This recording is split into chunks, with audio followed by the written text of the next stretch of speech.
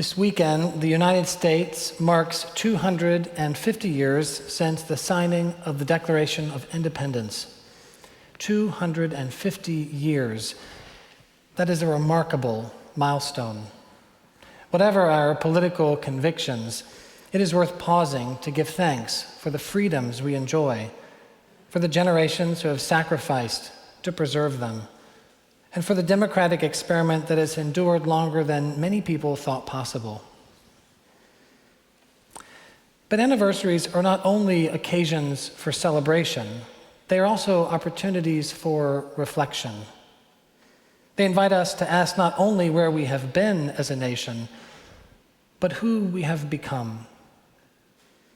And so, on this July 4th weekend, perhaps the question before us is a simple one. What does freedom actually mean? What does freedom actually mean? For 250 years, Americans have debated that question. Most of us can hopefully agree that freedom means freedom from tyranny, freedom of speech, freedom of religion, freedom of assembly, freedom to participate in shaping our common life. These are precious gifts, one that we should never, ever take for granted. But the readings appointed for today suggest that there is a deeper question still. Not simply, are we free, but what are we doing with our freedom? Because political freedom and spiritual freedom are not the same thing. The Apostle Paul understood that. In our reading from his letter to the Romans, Paul says something startling. I do not do the good that I want, but the evil that I do not want is what I do. If we're honest, most of us probably know exactly what that feels like. We know the experience of wanting to do one thing and finding ourselves doing another.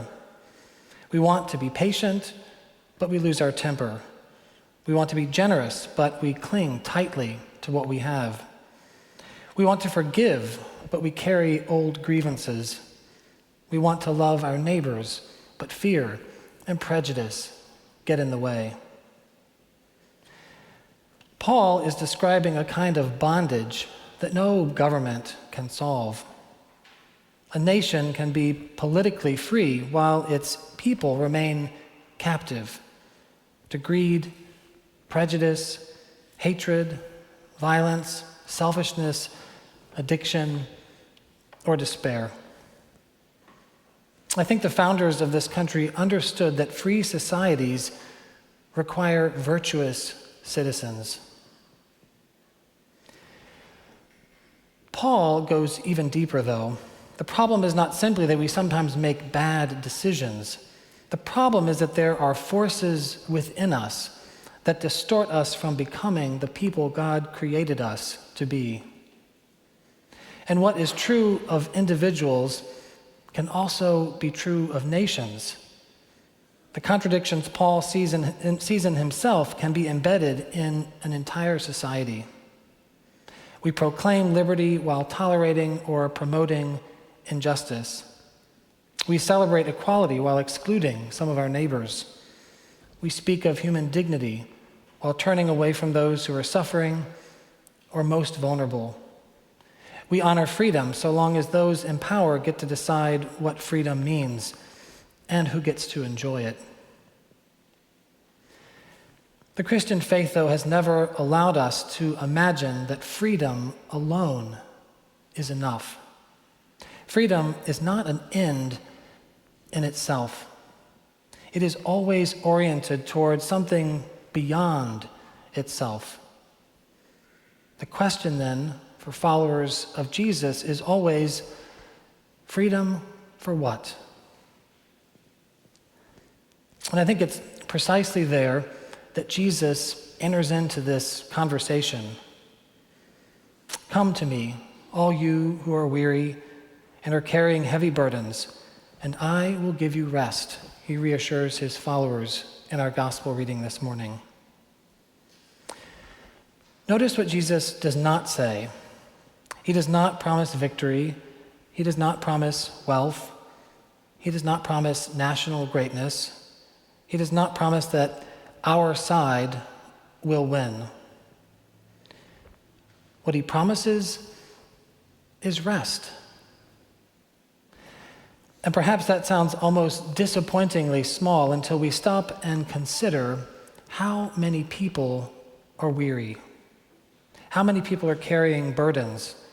People burdened by grief, people burdened by illness, people burdened by loneliness, by economic uncertainty, people burdened by fear about the future, and by the relentless anger and division that dominate so much of our common life today.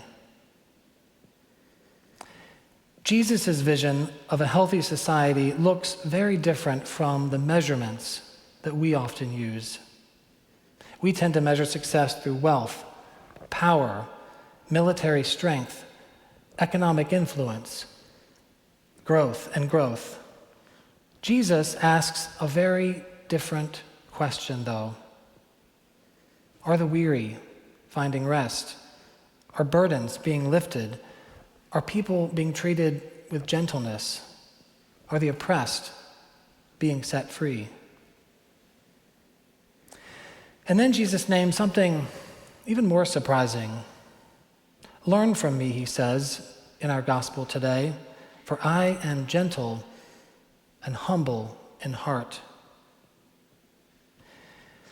I think this is the turning point in our gospel story. Not power as we usually define it, not strength as domination, but a different kind of life entirely, one that reigns supreme in the kingdom of God, but that can often seem elusive in our world. Gentleness and humility are not traits we often celebrate in our society today. We admire strength, we admire confidence, we admire winning. But as he always does, Jesus points us to another way of being human, a way in which the power of God appears not in domination, but in humility, not in coercion, but in love, not in crushing our enemies, but in carrying one another's burdens. And if we want to know whether our lives or our nation are becoming more aligned with God's kingdom, the question becomes much simpler. Are we becoming more like Jesus, the one who speaks to us in this way? That may be one of the most challenging questions we can ask on a weekend devoted to celebrating freedom. Because Jesus suggests that true freedom is not merely the ability to do whatever we want. True freedom is the ability to love, the ability to serve, the ability to become the people that God has created us to be. And I think that is where our other readings meet us this morning. In our first reading, that very long reading from Genesis, Rebekah, who has been chosen to be Isaac's wife, is asked a simple question: will you go with this man? And she answers, I will. And she leaves behind everything that she has ever known and steps into a future she cannot yet see. In our psalm from the Song of Psalms, the beloved hears another invitation.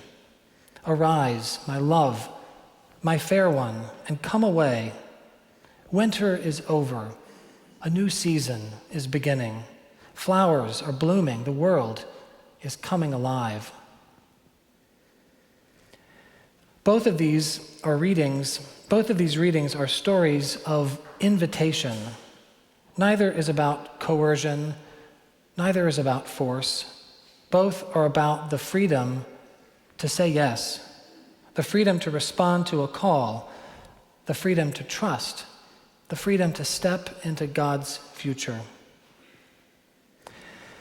And perhaps that is what Christian freedom ultimately means, not merely freedom from something, but more importantly, freedom for something.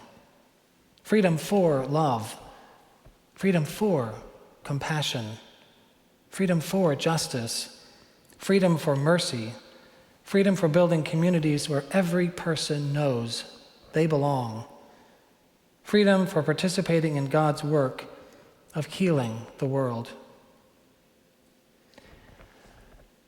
Yesterday, while America celebrated its birthday, Pope Leo stood on the island of Lampedusa, praying among the graves of migrants who had died, searching for a better life.